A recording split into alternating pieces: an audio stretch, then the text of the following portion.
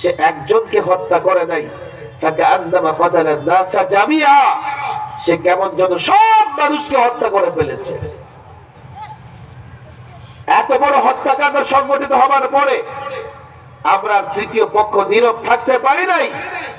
আমরা ওই হাদিসের উপর আমল করেছি, উনসুর আখাকা যালিমান আও মাজলুমা। হে মুসলমান যুবক, তুমি তোমার ভাইকে সহযোগিতা করো, জালেম হলেও করো, মাজলুম হলেও করো। তুমি বলবা হুজুর মাজলুমকে সহযোগিতা করা যায়, জালেমকে কেমনে সহযোগিতা করব? ১৫০০ বছর আগে সাহাবায়ে কেরাম প্রশ্ন করেছিলেন, ইয়া রাসূলুল্লাহ, জালেমকে কেমনে সহযোগিতা করব? রাসূল বলেছিলেন, জালেমকে সহযোগিতা করো মানে তাকে জুলুম থেকে বিরত রাখো। ওলামায়ে কেরাম এই সিদ্ধান্ত নিয়েছে, যারা হত্যা করেছে তারা জালেম, যারা হত্যাকাণ্ড সংগঠিত করেছে তারা কাতিল, তারা হত্যাকারী, তাদের সহযোগিতা করো। কেমনে সহযোগিতা করবা? এই হত্যাকারীরা দাওয়াত ও তাবলীগের নামে বাংলাদেশের কোথাও জমায়েত হতে পারবে না, ইজতেমার ময়দানে জমায়েত হতে পারবে না, টাঙ্গাইল কাকরাইল মার্কাজে জমায়েত হতে পারবে না, বাংলাদেশের কোথাও কোনো মার্কাজে জমায়েত হতে পারবে না, মসজিদে জমায়েত হতে পারবে না। কেন জমায়েত হতে পারবে না? তাদেরকে বিরত রাখতে হবে, তারা যেন কোনোভাবে জুলুম করে, তারা যেন কোনোভাবে জুলুম আবার না করে বসে। এজন্য তাদেরকে দাওয়াত ও তাবলীগের নামে কোথাও জমায়েত হতে দেওয়া যাবে না। ঠিক। নারে তাকবীর, আল্লাহু আকবার, নারে তাকবীর, আল্লাহু আকবার। ভালো করে বোঝার চেষ্টা করেন।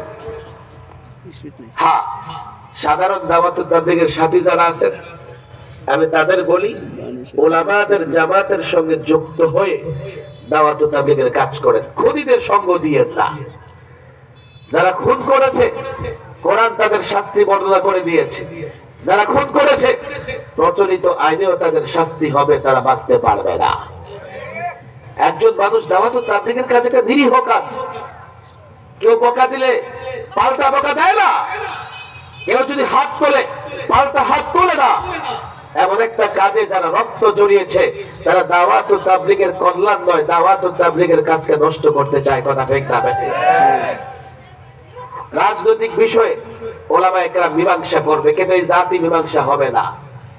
এই জন্য আমি আপনাদের কাছে আহ্বান জানাই, আলেমদের সঙ্গে যদি থাকেন, আলেমদের সঙ্গে যদি থাকেন সঠিকভাবে দাওয়াত ও তাবলীগের কাজ করা যাবে।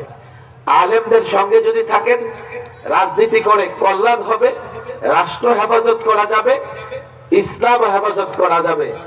আলেমদের সঙ্গে না থাকলে রাষ্ট্র হেফাজত করা যাবে না, দেশটাকেও হেফাজত করা যাবে না, ইসলামও হেফাজত করা যাবে না। কথা ঠিক না বেঠিক? হযরত হাফিজ হুজুর রাহিমাহুল্লাহ তওবার